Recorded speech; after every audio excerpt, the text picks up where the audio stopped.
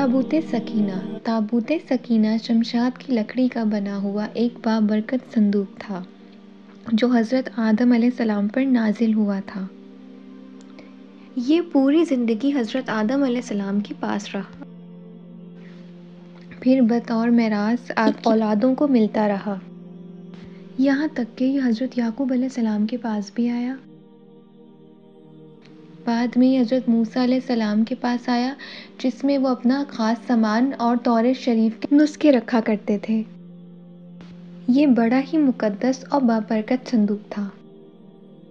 बनी इसराइल दुश्मनों से जंग करते और उनको शिकस्त का डर होता तो वो इस संदूक को आगे रखते। उस वक्त इस संदूक से ऐसी रहमतें और बरकतों का ज़हूर होता था कि इसराइलियों के दिलों को चैन और सुकून हासिल हो जाता था। लेकिन जब बनी इसराइल तरह तरह के गुनाहों में मुलव्वस हुए और उन लोगों में सरकशी और जुल्म व जबर आम हो गया, तो उनके उस बदअमालियों की वजह से कौम अमालका ने उन पे हमला कर दिया और उनका कत्लेआम किया और उनकी बस्तियों को ताफ्त व तराश कर दिया। अमालका के लोग संदूक को भी उठा ले गए और इसको नजासतों के कुएं में फेंक दिया। लेकिन इस बेदबी की वजह से कौम अमालका तरह तरह की बीमारियों और मुसीबतों में गिरफ़्तार हो गई और उनके 5 शहर वीरान हो गए। जब उन्हें इस बात का एहसास हुआ कि ताबूत सकीना को कूड़े में फेंकने की वजह से उन पर अजाब नाजिल हुआ है, तो उनकी आंखें खुल गईं। लिहाजा उन्होंने ताबूत को तलाश किया और उसको बैलगाड़ी में रख के बनी इसराइल की तरफ रवाना कर दिया। उस वक्त अल्लाह ने 4 फरिश्तों को भेजा, जिन्होंने ये मुबारक संदूक उठा के बनी इसराइल के नबी शमूएल अलैहिस्सलाम के पास लाए। ताबूत वापस आते ही बनी इसराइल पर दोबारा नेमतें नाजिल होने लगीं और वो फिर से ताकतवर हो गए।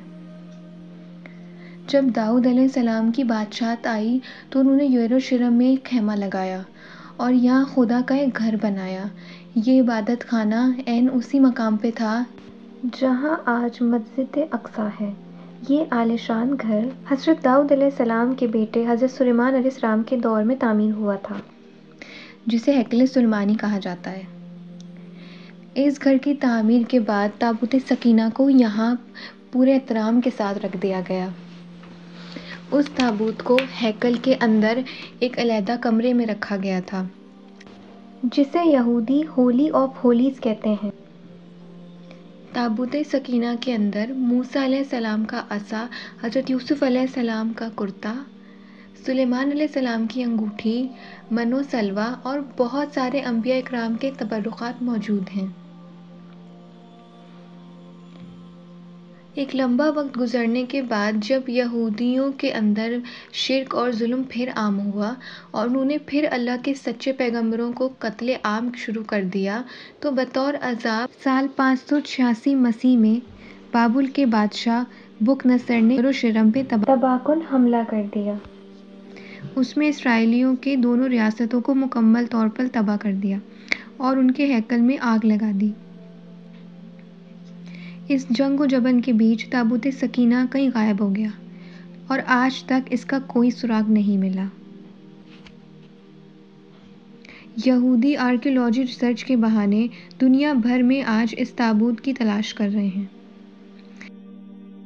दरअसल ताबूत सकीना यहूदियत, इसराइलियत और इस्लाम तीनों अक़वाम के मानने वालों के लिए बराबर अहमियत रखता है और तीनों इब्राहिमी मज़ाहिब क़ीदा है कि जिसके पास भी ताबूत होगा वो कौम दुनिया पर हुकूमत करेगी। इसलिए तारीख़ में हर कौम और हुक्मरान ने इस ताबूत को ढूंढने की कोशिश की है। बनी इसराइल और हैकल की तबाही का वाक़या सिर्फ तौरात और इंजील की कहानियाँ नहीं है, बल्कि आज इस जंग की आर्कियोलॉजिकल एविडेंस भी मिलती है। ज़्यादातर हिस्टोरियंस ये मानते हैं कि बाबुली फ़ौज यरूशलेम में यहूदियों के हैकल को तोड़ रही थी। जब आर्क ऑफ कॉवेनेंट को छुपाने के लिए यहूदियों के पास ज़्यादा वक्त नहीं था, उन्होंने ताबूत को हैकल से निकाला और ढूंढना शुरू कर दिया, लेकिन शायद वो इसे ज़्यादा दूर तक नहीं ले जा पाए और यरूशलेम के आसपास ही कहीं रख दिया।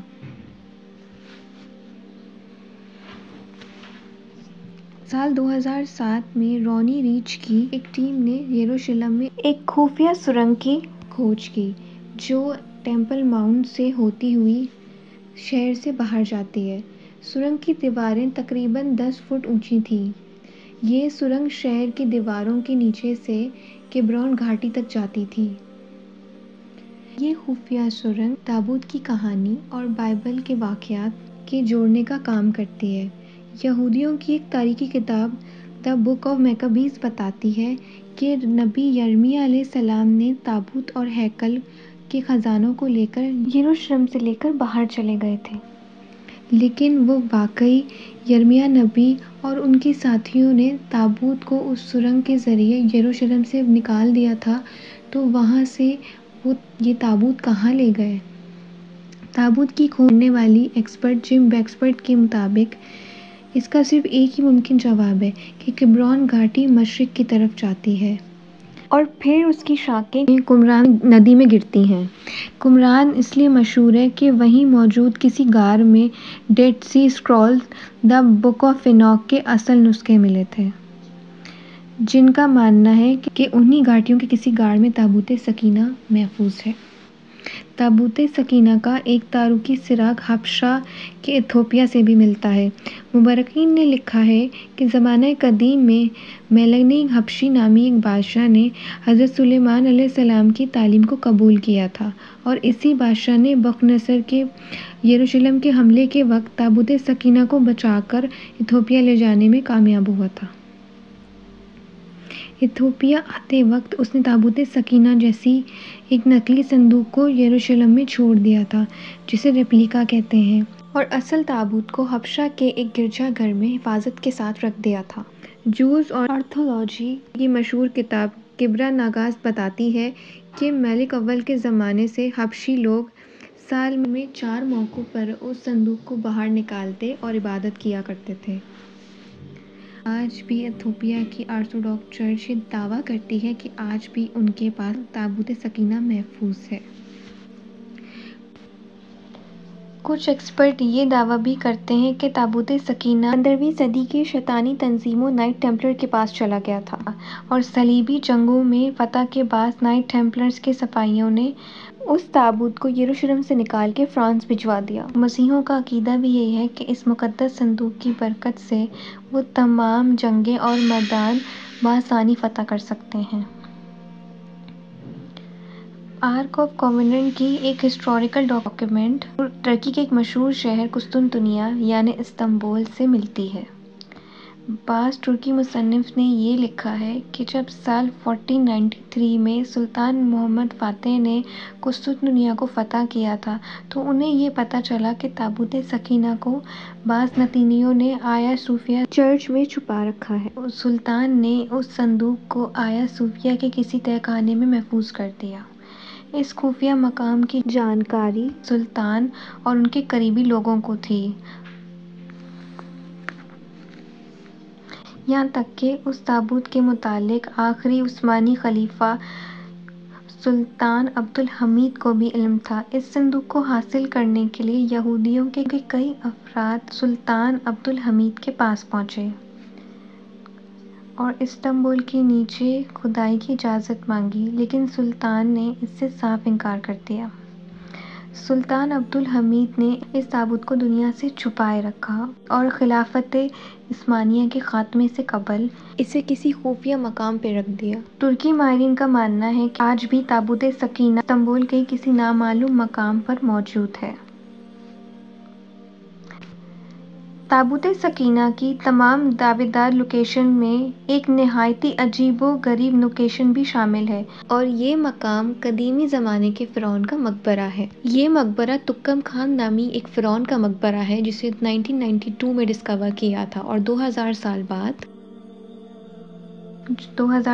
بعد جب آرکیالوجسٹ کی ایک ٹیم نے اس مقبرے کے دروازے کو کھولا تو اس کے اندر سے بے شمار خزانے اور توتن خامن کی ممی برآمد ہوئی،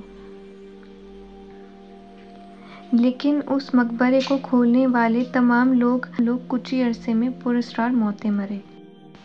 تو لوگوں نے توتن خان کے مقبرے کو منحوس ڈکلیئر کر دیا، جسے کرس آف فیرو کہتے ہیں۔ اس مقبرے کے اندر سے ملنے والے قیمتی خزانوں اور زیوراتوں کے ساتھ ایک خوبصورت صندوق بھی ملا تھا جو بالکل تابوت سکینہ جیسا تھا۔ ریسرچرز کا ماننا ہے کہ یہی تابوت سکینہ ہے جو جنگوں کے دوران مصر پہنچ گیا تھا اور اس کے اندر کی چیزیں نکال لی گئی تھیں۔ ایئر 1925 میں جب جرمنی میں نازیوں کا عروج ہوا تو ہٹلر پوری دنیا پہ آریان نسل کی حکومت قائم کرنے کے لیے طرح طرح کے منصوبے بنانے لگا۔ لہٰذا ہٹلر نے بہت سارے افسانوی اور دیوملائی چیزوں پہ ریسرچ کرنے کے لیے مخصوص ٹیم بنائی۔ کہتے ہیں کہ ہینڈرک کی سربراہی میں ہٹلر نے 2 چیزوں کی کھوج کے لیے سال 1930 میں 2 آپریشن ٹیمز کو روانہ کیا جن کا مقصد لاسٹ سٹی آف اٹلانٹس اور تابوت سکینہ کو تلاش کرنا تھا۔ نازیوں کی یہ کھوج کامیاب ہوئی یا نہیں، اس کے متعلق کوئی بھی انفارمیشن نہیں ہے۔ اسلامی روایتوں میں تابوت سکینہ آخر الزماں کی نشانیوں سے ایک نشانی ہے۔ روایتوں کے مطابق بحر طبریہ سے امام مہدی کے ذریعے تابوت سکینہ ظاہر ہوگا، یہاں تک کہ بیت المقدس میں حضرت امام مہدی کے سامنے اس تابوت کو اٹھا کر رکھ دیا جائے گا۔ جب یہودی اس تابوت کو دیکھیں گے تو چند لوگوں کے سوا تمام اسلام قبول کر لیں گے۔ پھر طالوت کی بادشاہت کی طرح یہ تابوت بھی حضرت امام مہدی کی امامت کی گواہی دے گا۔ آج تابوت سکینہ کی تلاش میں یہودی فلسطین کے ہر کونے میں آرکیولوجسٹ ریسرچ کے نام پر کھدائی کر چکے ہیں، یہاں تک کہ بیت المقدس کے نیچے بھی لمبی لمبی سرنگیں اور غاریں کھودی ہیں۔ یہودیوں کا ماننا ہے کہ آج بھی تابوت سکینہ داؤد علیہ السلام کے محل میں کہیں دفن ہے جو حملے کے دوران تباہ ہو گیا تھا، لیکن اب تک یہ تابوت ان کے ہاتھ نہیں لگی۔ بلا شبہ دنیا کی ہر قوم تاریخ میں اس تابوت کو تلاش کرتی رہی ہے۔ اگر یہ تابوت حقیقتاً کبھی کھوج لیا گیا تھا تو آج دنیا پر حکومت کرنے والی قوم اس تابوت کی مالک ہے، اور اگر آج بھی یہ تابوت دنیا کے کسی خفیہ مقام پہ چھپا ہوا ہے اور یہ تابوت جس کو بھی حاصل ہوگا وہ دنیا کی طاقتور ترین قوم ہوگی۔